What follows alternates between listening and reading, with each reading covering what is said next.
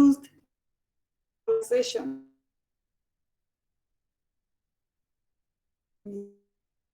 This centralization is mostly removing things from the central point, it down all the way probably to that we have counties or to other areas that can better take care of these enterprises.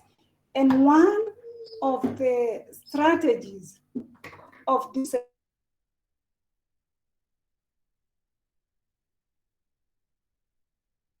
now, parastatals, conservation trusts, NGO in the private sector are majorly involved in managing protected areas.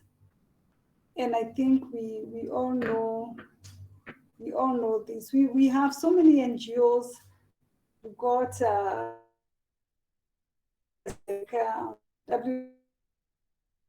we've got NGOs that even conservation trusts, like we have the National Rangeland Trust at the coast, especially in Lamu. It goes all the way to Garissa.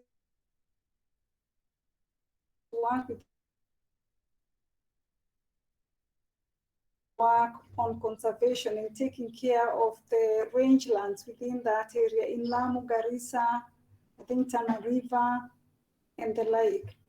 So we also have like KWS is care of our protected areas, both terrestrial and marine. Now, parastatals have more autonomy in financial decision-making matters compared to government bureaucracies. And that's why you see, it's assumed that a parastatal like KWS would be more efficient in running the national parks than if you had maybe a department in the government doing that. So we're told that because they also have some autonomy, they have some independence when it comes to their finances, their decision making. Remember, parastatals like KWS receive money. So they can decide what to do with the money. They can make decisions immediately without having to involve the government, the bureaucracy, the government bureaucracy. Now, parastatals, they have proved to be successful models for managing protected in East Africa and that is good. Then we have private ownership. And remember, all this is under decentralization, making sure it's not the central government, all these other agencies, other actors are involved. So the second one under decentralization is private ownership. Now, in many parts of the country, local communities that border the protected areas, private or landowners, indigenous people have become involved in establishing areas and community-based conservation areas, either on their own or in cooperation with local authorities.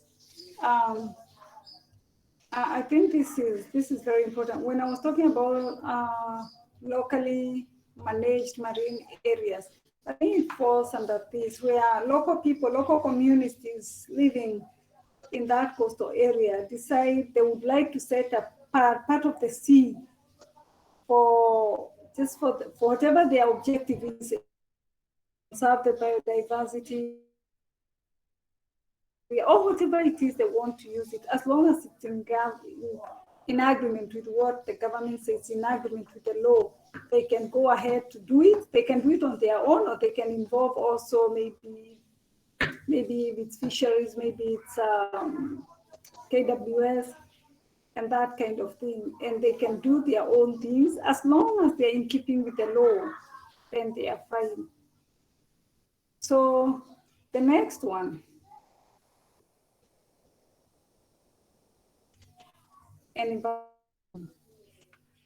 it's another, it goes under decentralization. And in this, we find that all protected areas with scientifically developed management plans And those that are donor funded include monitoring and evaluation components to track results and measure if objectives are being met. I think this is very, very important. I know, I think for most conservation trusts, whether they're being run privately, many of them are even NRT, the National Rangelands Trust, is being run under donor funds. And when you do this and you establish all those protected areas, or you're doing an activity there that's supposed to be of help, and evaluation taking place, something even in the core government. And why this happens, because number one, the donors who have maybe funded the project are quite keen, they don't want to know what is happening. But you also want to measure your success. You want to know thing. The other one under decentralization is collaborative management. So this is where one establishes partnership and involves relevant stakeholders in planning and management. Now, co-management involves identification of stakeholders and their functions and responsibilities, their specific benefits, and also their rights, and going ahead and working together. I'm going to show you a video on co-management, and this is from a forestry approach. And from there, I think I would want you to, as the video continues, think about what could be the possible objectives of this co-management approach or unit or enterprise. Who are the stakeholders? What is it that they are doing? What are they benefiting? And what are they giving back? Because when it comes to co-management, you also share the benefits. You know that the forestry sector has adopted a co-management approach to conservation of forests, and same to the fisheries department. And I think same to KWS, where you have marine areas. This video. And then from there,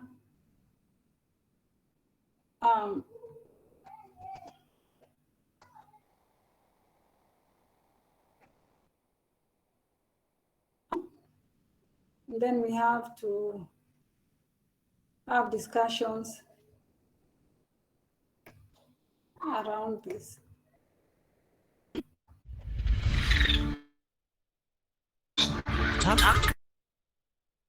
Forest Block in Nyeri County, Gathuru Community Forest Association is a true testament to the success of participatory forest management. The Forest Association has a membership totaling 4,000, of which 2,500 are women and 500 men. The association is in charge of an area of 14,985 hectares, supporting a population of 29,192 people living around the forest. A committee elected by members oversees the activities of a community forest association. Gathuru Community Forest Association demonstrates the benefits of successful governance within an institution. Ile kitu ambayo sana ni kufuatilia sheria ambayo ni ya CFE, sababu CFE tuko na constitution yetu ama katiba, alafu na tunawapea hiyo wanajua ile kitu ambayo tunafanya, na pia kuna hii tunaita management agreement na management, so kila mtu anajua kufanya. Kama ni mwaka huu wanajua mwaka huu tunataka kufanya hii na hii, na tunawaelimisha na tunawapea, tunakuwa nini kwa kifupi na lugha ya Kimeru, Kikuyu tunawapea. In working close yangu Kenya Forestry Service inashirikiana vizuri sana na sana sana hii ya Gagiru. Tume-engage community especially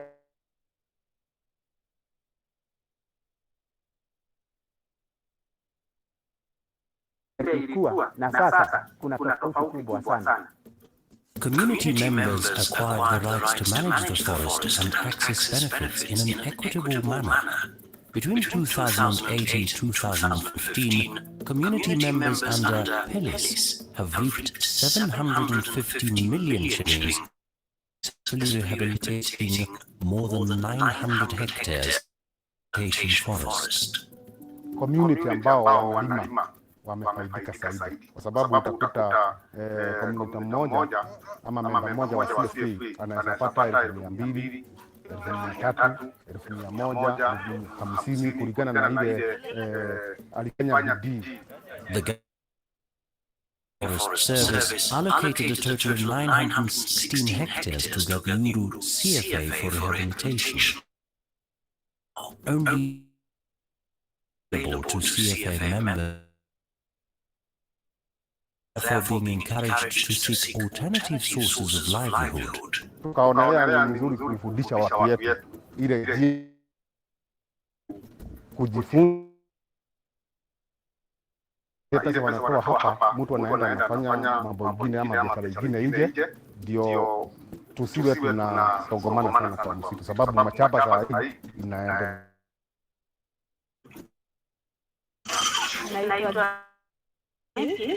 We have been working the CFA. From the grassroots, we have been planting trees as nurseries. From there, we came to a conclusion of having another group, the Mwehoko Women Group, apart from the forest work. So, another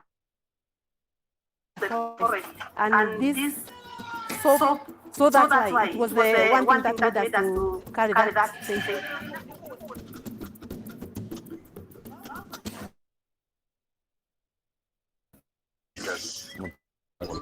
Mwaka wa 2013 ndipo nimeanza agency yangu upande wa nje, ndipo nilianza mambo ya ufugaji wa nyuki. Tukaona hii ni usaidizi mmoja ambaye inaweza saidia watu wakitoka msituni, na ndipo mambo ya nyuki imeingilia sana. Amongst other benefits, one Juki's 60 beehives produce approximately 40 kilos per kilo. Since he harvests twice a year, this translates to 2.8 million Kenya shillings. Tumeweza kununulia shamba, tumeweza kununulia kodoro, tumeweza kutoka kwa jumla. Maisha kama ile imeenda chini, mimi sisikii hiyo ngumu.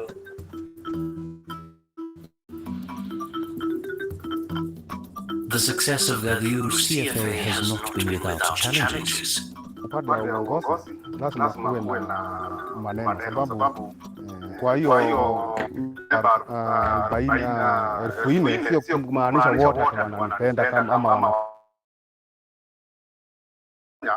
ni kuwa sisi kama Gagiru CFA ile kitu tunafanya ni kufanya kitu pamoja. Tunawaita, tunakaa chini, wanaleta mashinda yao na tunaifanya pamoja, na ndio inafanya kazi yetu iko sawa. Naomba kama watu wangeweza kuiga, naweza kuiga wale watu wako kama kutoka Gagiru, maishani mwao hawatakuwa na shida. Hiyo mtindo inastahili kuigwa, na inastahili hata kama na CFA zingine sionyeshe mfano mzuri, kwa sababu ile ushirikiano tuko naye na Kenya Forest hapa Gagiru ni ya hali ya juu, sababu unaweza kuja hapa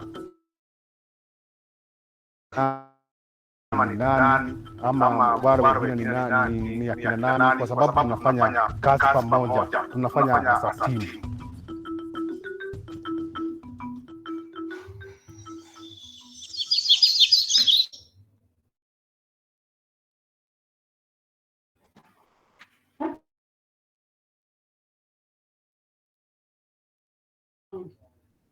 And especially because of, just a minute.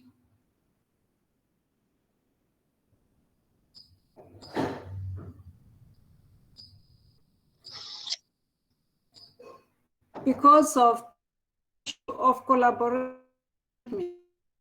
I want to elaborate.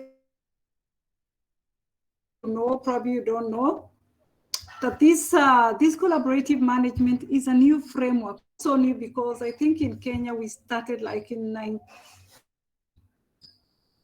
2005. I think so. That's when. And right now, the natural resources like forestry and fisheries, it's in the eyes that the approach is going to be a collaborative co-management between the government and the community. It also began between the government and other stakeholders like private companies or whatever. And the spirit in managing the resources that are there for them to see like these are resources, and we can work together with the government so that we can help protect and conserve these resources, but also benefit from these resources. That particular, they are involved in the conservation, they are planting the forest and they're doing all those things, but the government has also offered them some land. I think the system is called police, whereby you can, when the trees are still crop your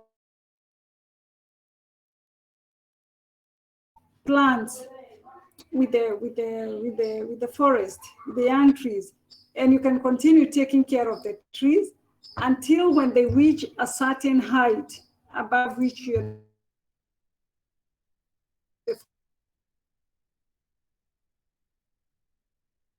5 or whatever number of years, the farmers benefit directly, but they are also able to take care of the plants. They make sure, sorry, they are weeding them. There's a gap, and then it needs to be filled immediately. So it is the government working together with the people. And you can, I think you heard how much those farmers are making. And once they make their money, now they are encouraged to invest in other enterprises that do not have anything to do with the forest. So at the end of the day, what you're doing, you're reducing the pressure on these forests. You are making sure the communities are benefiting in the protection of the forest. So the forest one has worked so well, actually, especially upcountry, much better than the fishery. But yeah, I have the BMUs. So the BMUs are also a co-management approach of the fisheries, just helping the fishers own the resource and be willing and available to take care of the resource, but also ensure that they're also benefiting. Now, the other approach, the other framework under decentralization is relocation. Relocation includes voluntary or forced relocation. Generally, the government, in most cases, the government can voluntarily, when the PA or the protected areas legislation does not allow for resident population.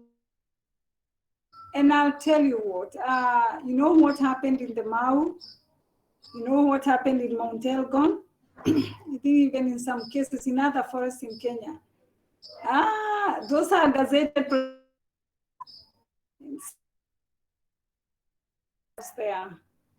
And then the inevitable has to happen. I want you to watch another video here because it's going to form the basis for our discussion. It's going to make the basis for our class discussion. So,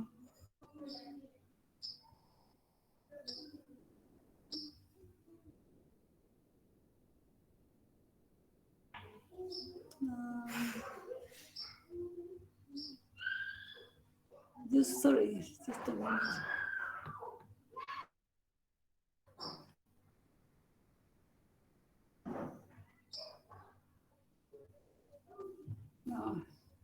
Just give me a second.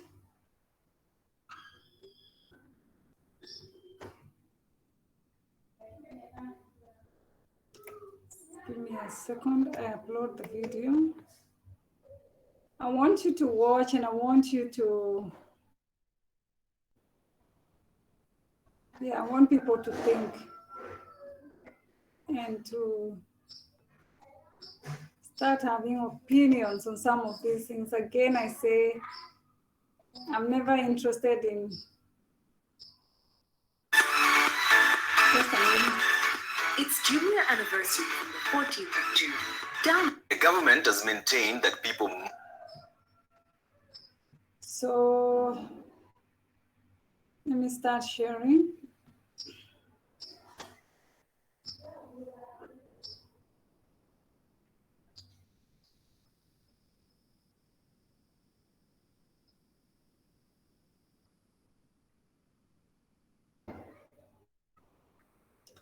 Are we together? Can you see my screen? Can you see my screen? See my screen. David, Mwandikwa. Can you see it? Yes. Yes. Okay. Yes. Yes, I can see it. Must move out of Sierra Leone, Kamwengoi, and Kipchoge areas in the Masai Mara. The government has maintained that people must move out of Sierra Leone, Kamwengoi, and Kipchoge areas in the Masai Mara. So according to the state, these are critical water catchment areas of the Masai Mara forest and must be conserved at all costs. But those who have settled there are adamant that they will not move an inch unless the government compensates them. But how did we get here in the first place? Here's part 2 of our special Inside Mau, as reported by Enoch Sikolia. This one is our similar running through here. Oh, so these are the tributaries. Degrading that. That's going to tremendously reduce and at some point completely dry up. And it has been drying up over time. But how did it reach here? The Cabinet Secretary's report in 2018 backpedaled the source of Masai Mara problem to 1999, when 5 educated in the 1970s applied for consent from the local land control board to subdivide their land among members. Then the boundaries of Sisian, Karulu, and Rayo were well in education and was hence adopted at first registration. The issuance of the consent literally opened a Pandora's box. Government officers, politicians, private surveyors, and influential people irregularly group prices beyond areas and fraudulently issued people with title deeds. By 2005, illegal encroachment into the Masai Mara due to the expansion of group ranches had created 1,962 passes, covering 17,000 hectares of the forest. According to the 2005 Masai Mara Status Report commissioned by the Ministry of East Africa Development in a Kishomi Group Ranch in then the Ololunga Education Section, 115.5, but was expanded by 9,748.5 hectares in the excess of 8,000, making 452 illegal plots. Division should have been to the right members who are in this list. The list has extended from what it was to a very big number. At this point in time, the County Council of Narok, which had been entrusted with the management of Masai Mara forest land, raised no objection. Former councillors from the defunct County Council agreed by their needs and Narok County.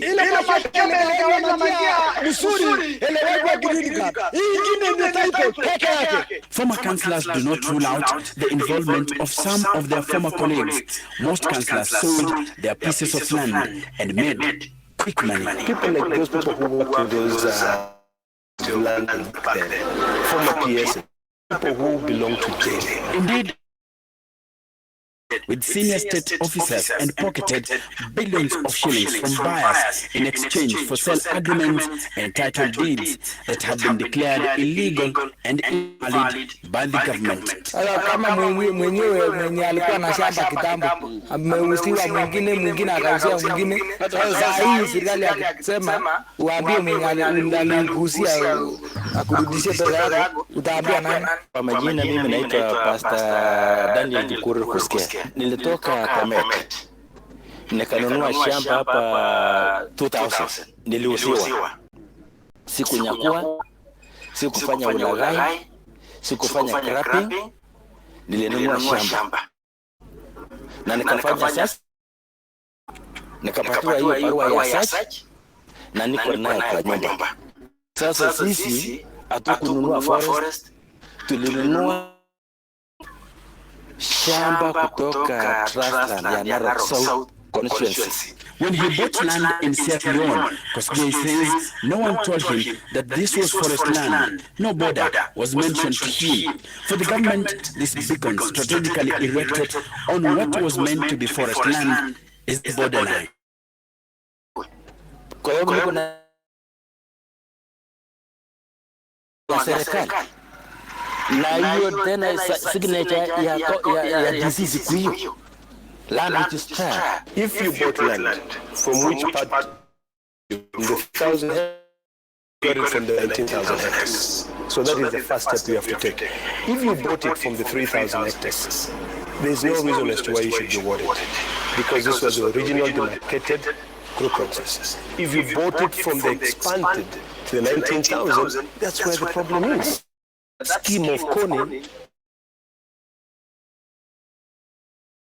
government sanctified that Coney scheme by issuing titles. How residents define these areas is totally different from what is documented. Various task forces, the contested areas were classified as Masai Mao Trustland Forest, Council, from hapa ni forest. Kwani sisi ni wajinga kutoka Bomet, kutoka Kericho, kutoka huko Trans Nzoia kuingia forest hapa? Hizi ni mashamba. We are a country of records. Just change. Give me money and give me my title. The process. If we really care, we can actually be able to authenticate that, know whether you're telling the truth or not. And I think it's the impending eviction of settlers in Sierra Leone, Kipchoge and Kamangoi areas is not the first one. In 2005, houses were poached and people injured as the government forced people out of areas classified as critical to water catchment. The report had termed fragile ecosystem that needed protection. Approximately 12,000 people were pushed out of Masai Mao, including Zephaniah Kones, the former soldier. Ilikuwa ni eka na zote zilichomwa, poshe mill, iko vitu yote ya elektroniki gala tulikuwa tumeweka hapa tunaiuza. Zote zilichomwa hapa hiyo 205. The referendum politics were around the corner, and with Raila Odinga and his Chungwa team having mounted a heated campaign, the Kibakis were allowed back into these areas. Then, script flipped after the 2007 election. Nikibaki aliturudisha hapa na kile I mean, by the time of population that was initially, titles was 700, until a situation where more than 10,000 people, then what the government all this time? The negligence on the part of government to the destruction, because people who have genuine titles gave birth to people who don't have documents to continue, and giving themselves land. The same government did not move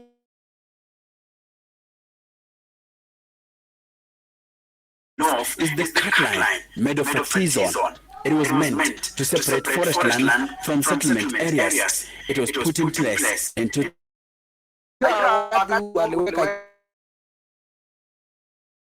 So saa hii kila mtu alimaliza kwa bali alitoka akakuja kununua hapa. You put a cut line as a buffer zone between human settlement and the forest. But the cut line that was put there ilikuwa ni ukora, kwa sababu huwezi kuweka cut line katikati.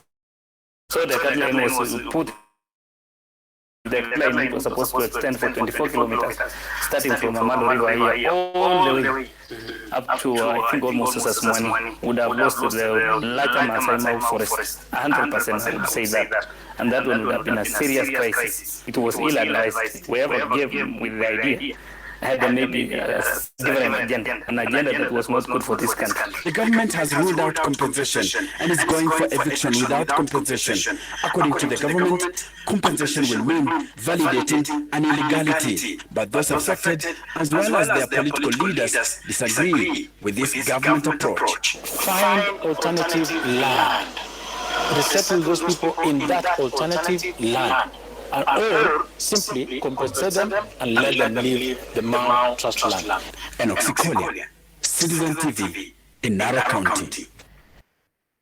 The government has maintained that people must move out.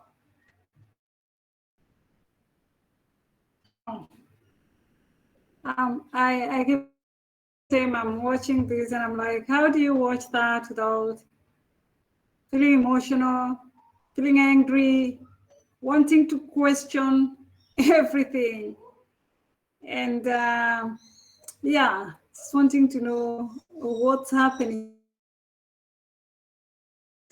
and speak to those emotions, because I want you to go into groups after that video. I think we are all familiar with the Mau, this class, Mau, and here we are talking about, talking about frameworks for protected area. The Mau is a protected area. And you know, relocation is one of the ways, a management framework. But what happened? How did we get to where we are? So the question is, there has been an activity, there has been evictions and possible relocations in Kenya around Mount Elgon.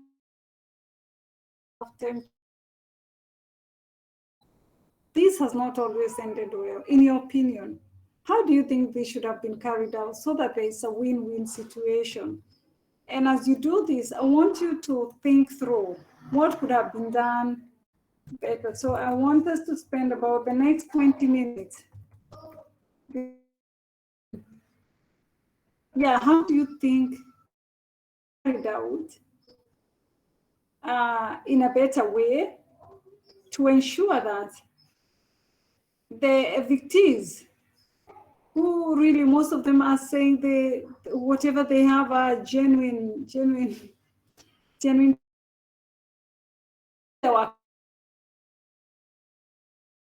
with this as a country, according to you, so that at the end of the day, we've got a win-win situation taken care of, the environment is taken care of, and yeah, we are able to achieve what we need to achieve. So I think we'll only have 3.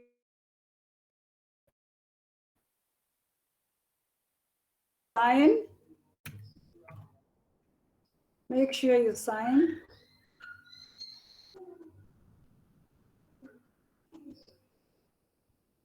So I'm just going to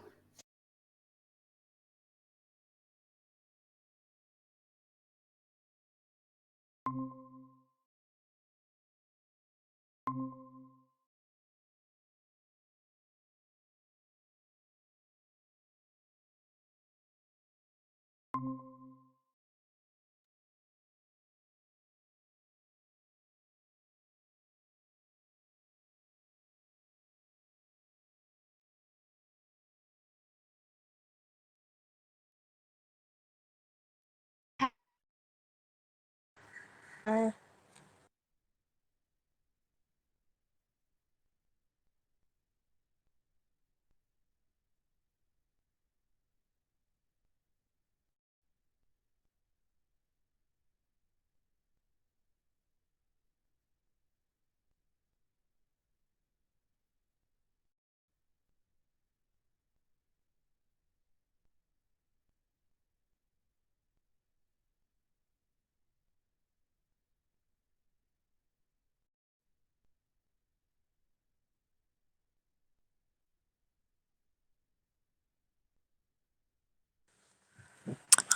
have understood the question, but today's topic is a bit tough, so I don't really know how I need to respond to the question.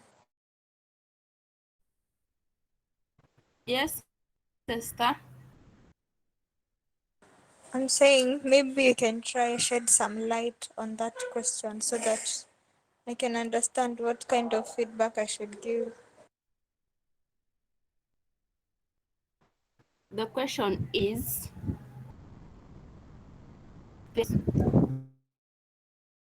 Nimejaribu shed some light nielewe zaidi.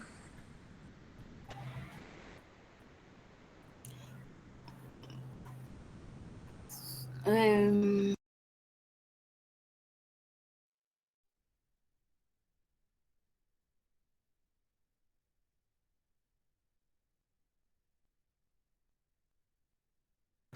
according to me, is what method can they use to solve that dispute between the people that Mau and Manon and the government to make a peaceful, as in to let it be a peaceful resolution that will not bring up any conflict again. Well, kama ni hivyo, I think we'll refer to zile units tulikuwa tunafanya last people are Most relocated. probably. I was saying, like last semester kuna unit tulikuwa tunafanya and it was talking about conflicts na tulikuwa you're telling people to migrate from a certain place, you need to tell them where they are going to. You don't just ask people to evacuate a certain place na haujawapatia a place to go and stay where there are resources.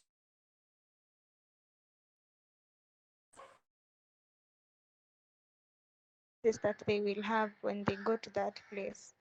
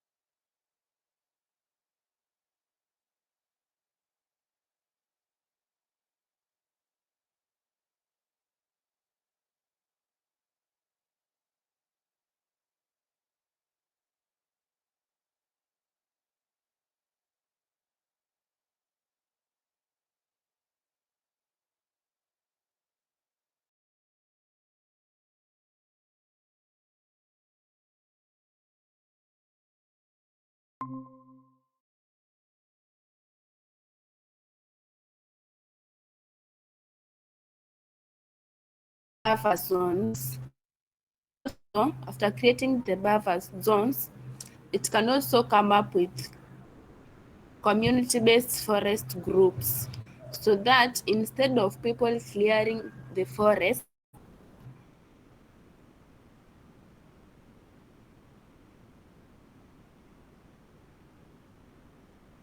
that we had seen in our video, the government can come up with that idea where they plant the trees, their own economic activities within forests for settlement.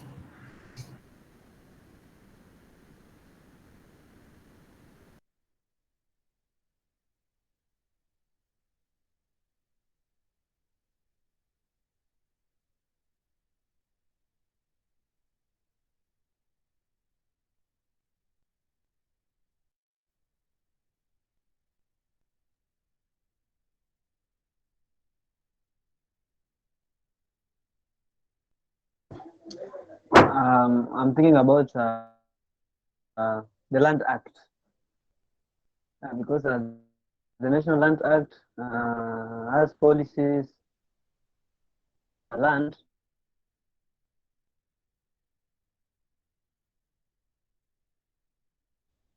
its management and use.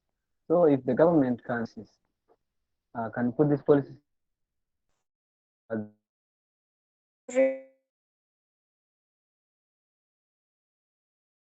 I'm talking about Land Act.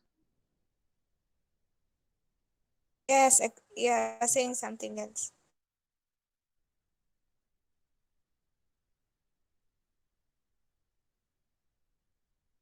And policies, they have regulations concerning land use and its management.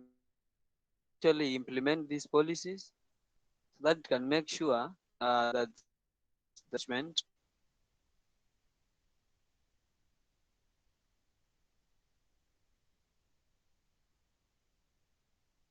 will be using the or land that is not supposed to be inhabited. I think that is my point.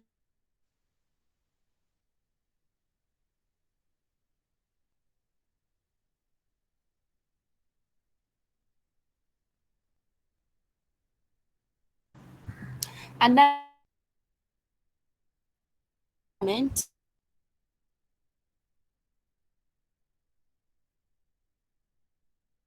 can educate the people who are encroaching the forest, that is Mau Forest and Mount Elgon, and the dangers that they are causing not only to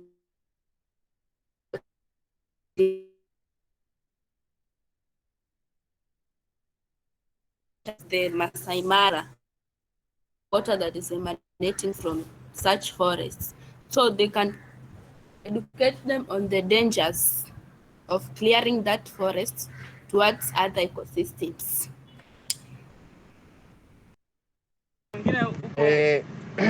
I think in my opinion, mnanisikia? Yes, tunakusikia. Yes. Sijui kuwaelimisha ama nini. It's about relocating, you know, like what people settle and people because they don't have places to settle. So if the government can relocate them to other areas and provide them with like incentives ama tuseme funds to like tuseme kama startups yani za tuseme agriculture ama some other businesses, I mean people wouldn't be encroaching these areas, and in that way you'll be protecting the ecosystems.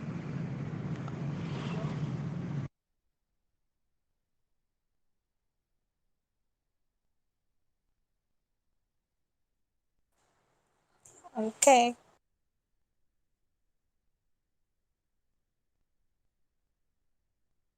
Is Yusuf Omar in? Yes, I'm in. Have you said anything? Yes. Okay, who has not spoken? So, and I think in this group, okay, you're lucky because I'm listening in. That issue of government should go ahead and relocate those people. They say that if they did so, it should be or accept. But what do you think? Look at all those people. Someone's saying they have very genuine title deeds and ignorance of the law is no defense. But what do you think should happen to these people? Should the government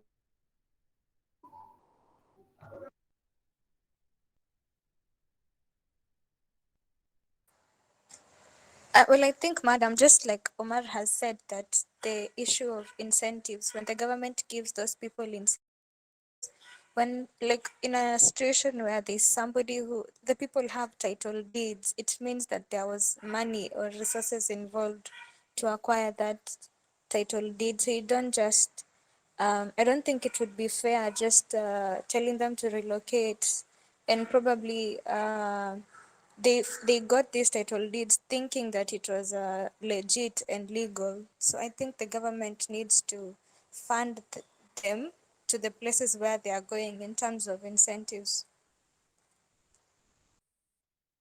Okay. Remember structures, Monsieur Kimau?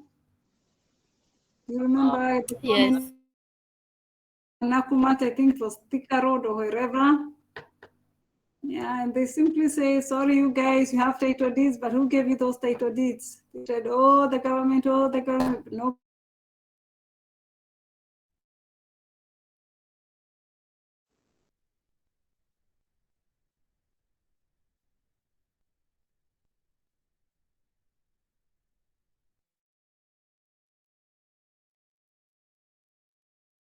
Continue. Continue.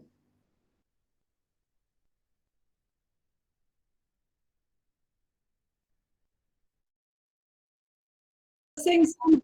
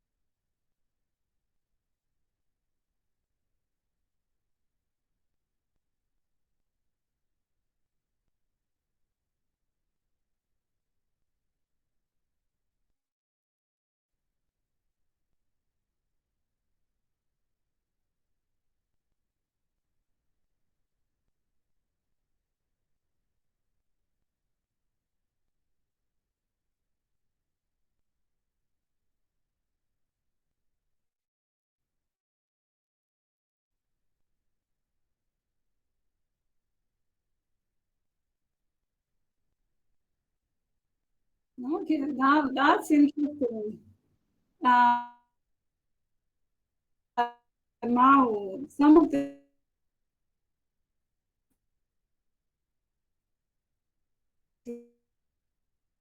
meaning that the conspiracy was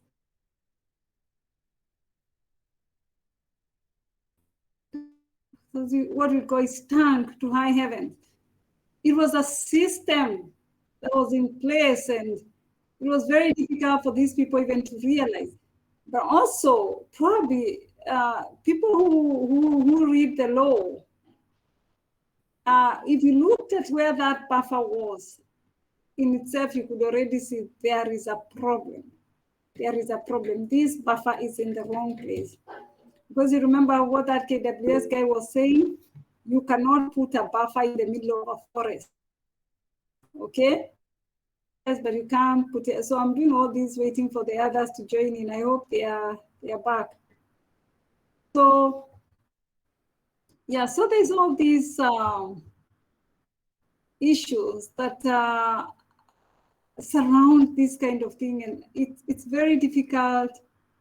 I think also for the government it's very difficult, and this is where the policies, the law comes in very, very, very important, because actually the only thing the government can stand with is the law.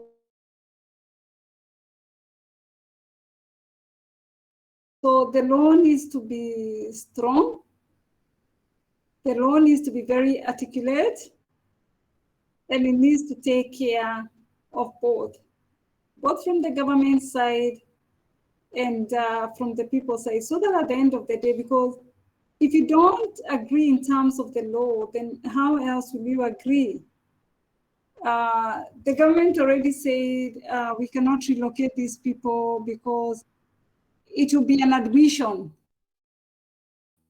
accept what they have done. Group 1 thought. Group 1.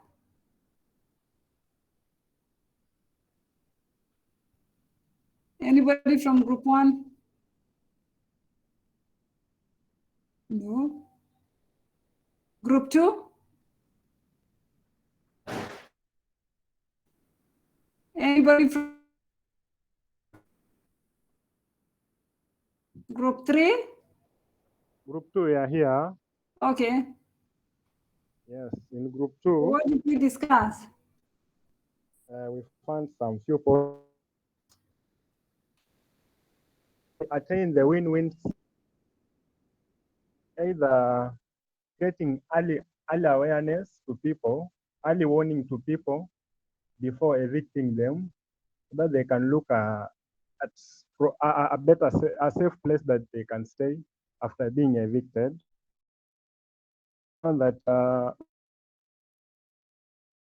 by creating awareness to people, to educate them how laws state, because some people, we found that some people are not adversant with the law, how the law governing the protected areas stipulates. So when we get awareness, I think people will understand and they will not be found.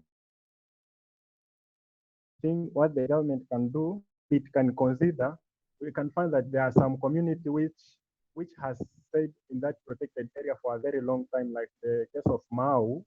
So the government can compensate these people instead of just originally habitable area and leave them. They can compensate a new home.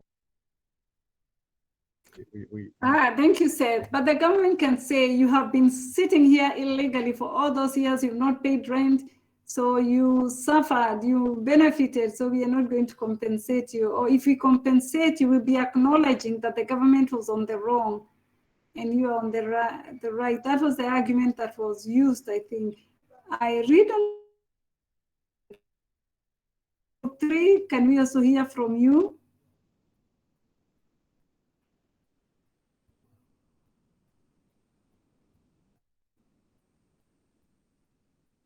Group 3? No, they're not there. Group 4?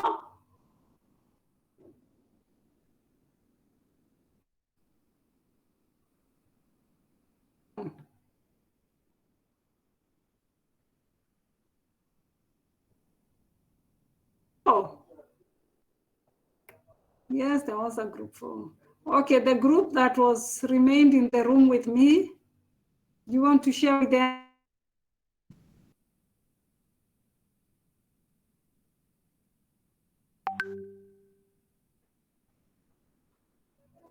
No.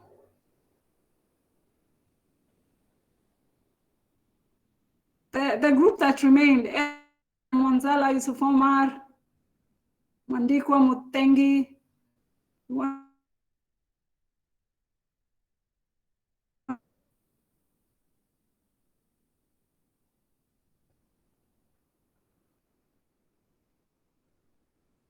Mwanzala.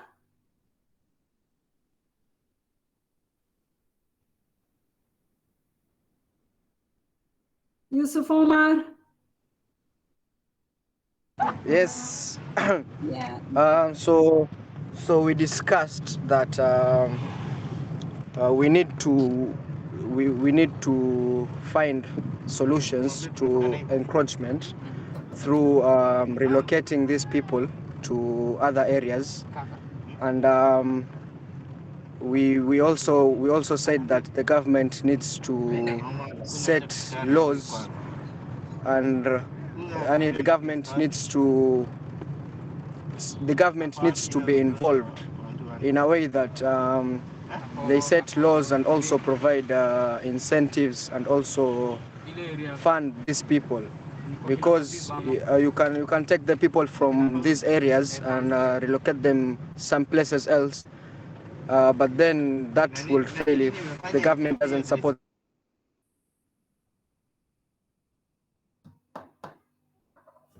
these people. These people will eventually go back to encroaching these areas, because that's where they get, and that's where they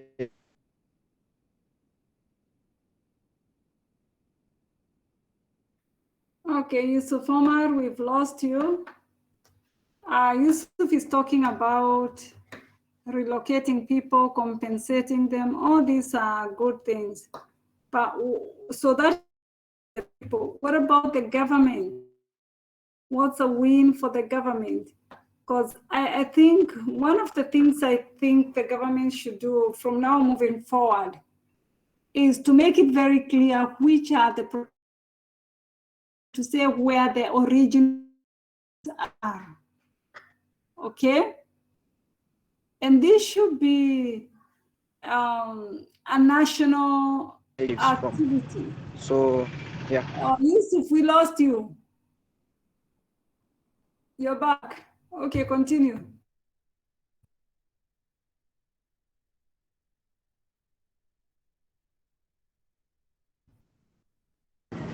I was done.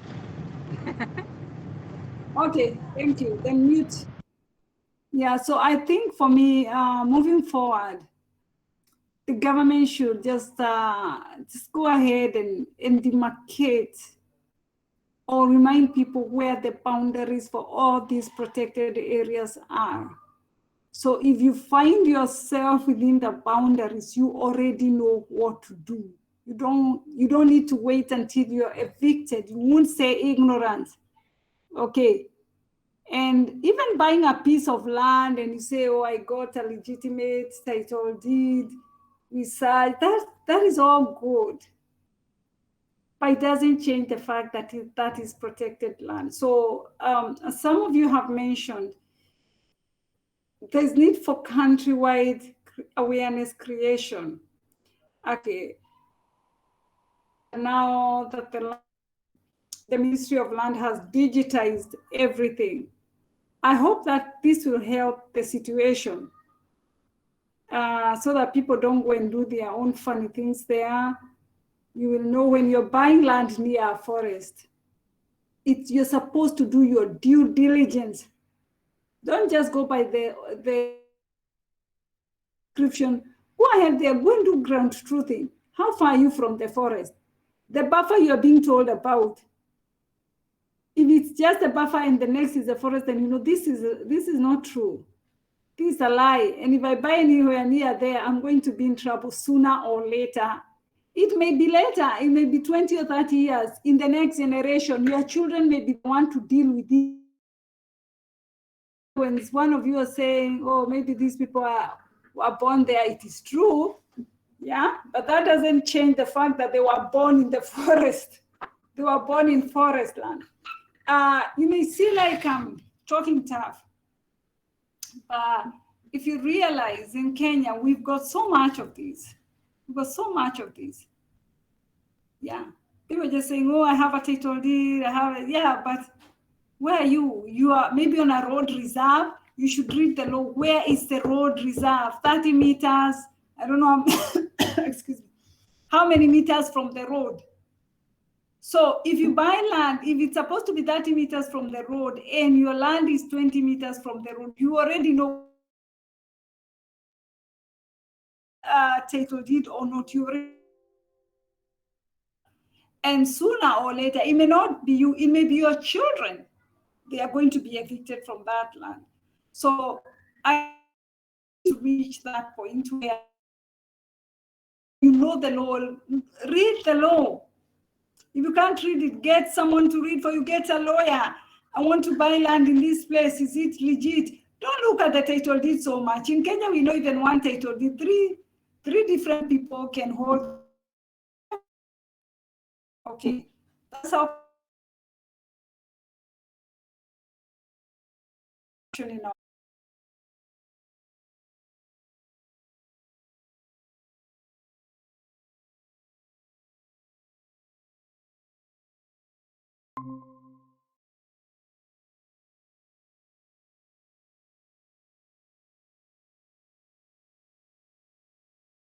With the Mount Kenya problem, with the Arias problem, then a bigger problem awaits us in our later years, awaits our children. Okay, so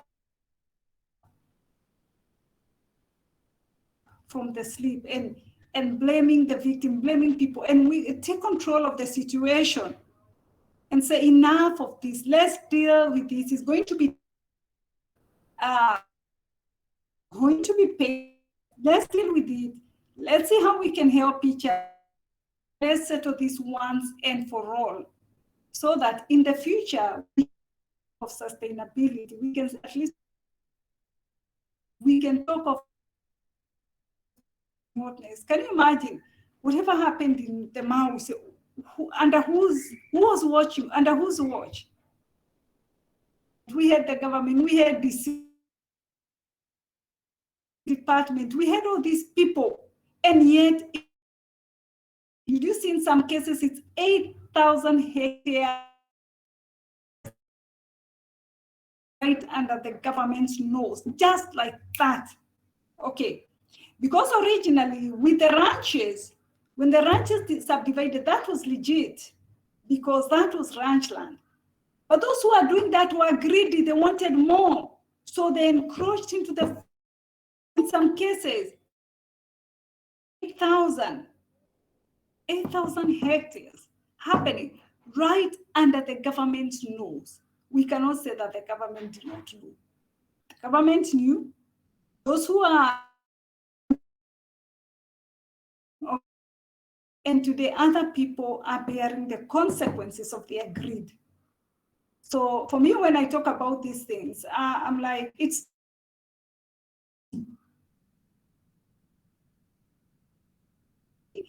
having honest deals in whatever it is we are doing, working honestly and diligently, and seeing, can we change the narrative?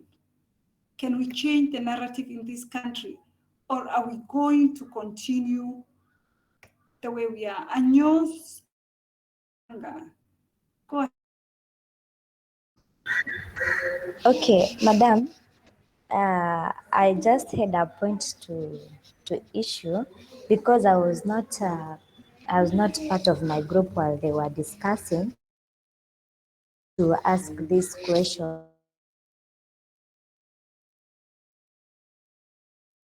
Extend or allows all those years to pass and then comes and claim that this area is a protected area and it belongs to the government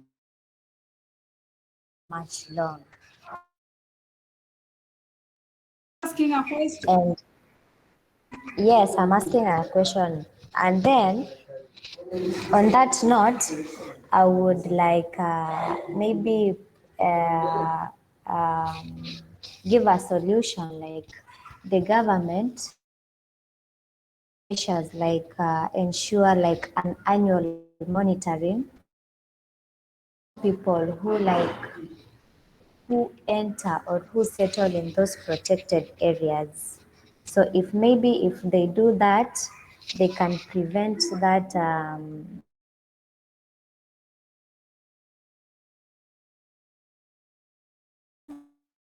as those people who are allowed to settle in the government land. After generations have passed, they are evicted and their government had forgotten that it was the one who had given this place a place to reside. So I think it should emphasize. Thank you, Anyos. You're right.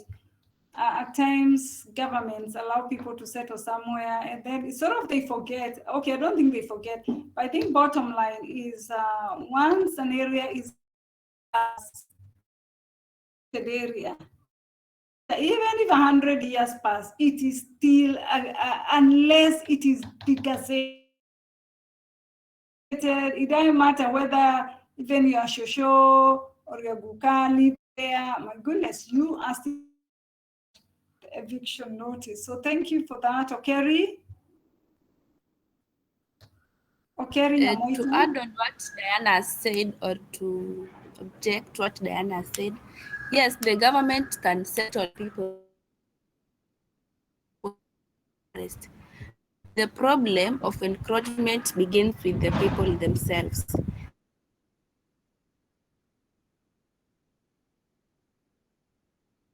Let's say, and money, those people are going to catch some land, like take some land, more land, and sell that land to other people. So they are there, but selling the land that they have not been added. So they sell it to other people, and those people with them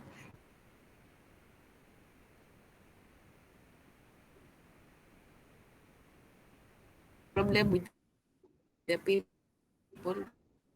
So the government settled a particular small. Thank you, Kerry. Actually, it all started, if you listened well, after the group branches that were around that area, which were legitimate, were allowed to subdivide their land to members and sell it and, you know, dissolve the groups. And were given then in the process,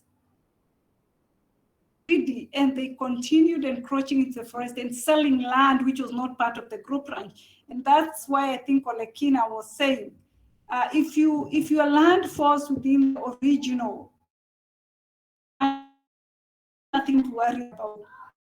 If it falls within the added, the encroached forest area, then you have every reason to be worried about. It's human nature, but I think also for the government, for them, they have forest guards, they have all those people who are supposed to go around, monitor, even boundaries are respected, ensuring that the people around those areas are not encroaching into the forest. Okay, so I think that is very important. I think that is with the CFAs, the Community Forest Associations. I hope that they're going to be able to deal with these problems once and for all. Any other reaction? Okay, if there's nothing else, I think we are going to stop there. I think our next class is going to be on Wednesday, God willing, very early in the morning, maybe from 8 if possible. So we're going to have SMR 409, God willing, on Wednesday morning, 8 o'clock. So have a good evening. I've noticed